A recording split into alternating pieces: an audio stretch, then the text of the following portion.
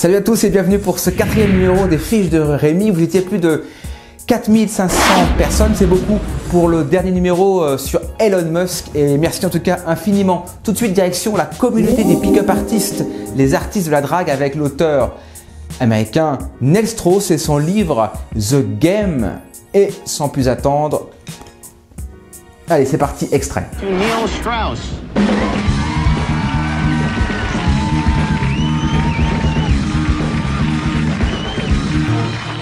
Hello, Neil. Now, Hey. did you just do something magical to Jessica when you touched her, or was that... I'm taken now. You're taken now? Oh, yeah, sure. You. And say, no!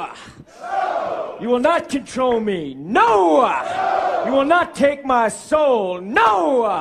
You will not win this game.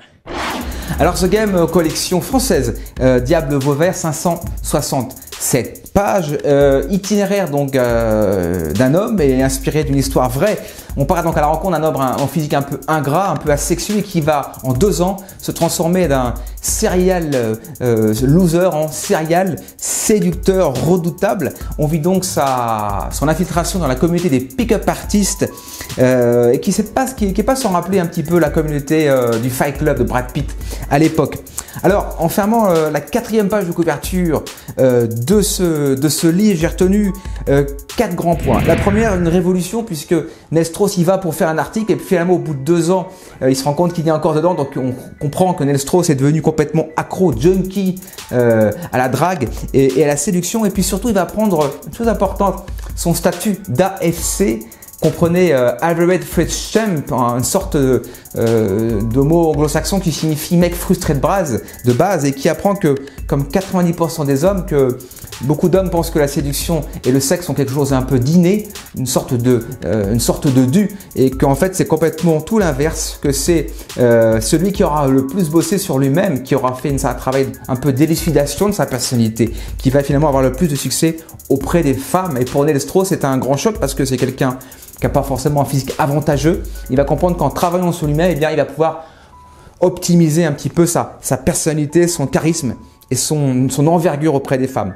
En 2, une rencontre. Mystery. Mystery, c'est un peu le grand coach en séduction internationale. Mystery, c'est monsieur Eric von Markovic, lui-même aussi ancien timide, ancien geek, devenu un peu le parrain, le baron de la communauté. C'est même lui qui fonde le projet Hollywood. Vous savez, c'est un pavillon de 300 mètres carrés qui vit à drague 24/24. Et donc Strauss va donc devenir un peu son assistant et va apprendre un peu les ficelles du métier, un peu les techniques pour réussir et pour avoir le maximum de réussite. En 3, Neil Strauss devient un pick-up artist, donc PUA, c'est un peu comme au judo, la ceinture noire de la drague. Donc on le voit donc coucher avec des filles, des actrices X, faire des plans à 3, et puis tester différents modes de vie, comme par exemple dormir 20 minutes dormir toutes les 20 minutes pendant 4 heures. On comprend donc qu'il est devenu, Neil Strauss, une sorte d'expérimentateur de lui-même, et il va donc développer ainsi un nouveau charisme, une nouvelle personnalité.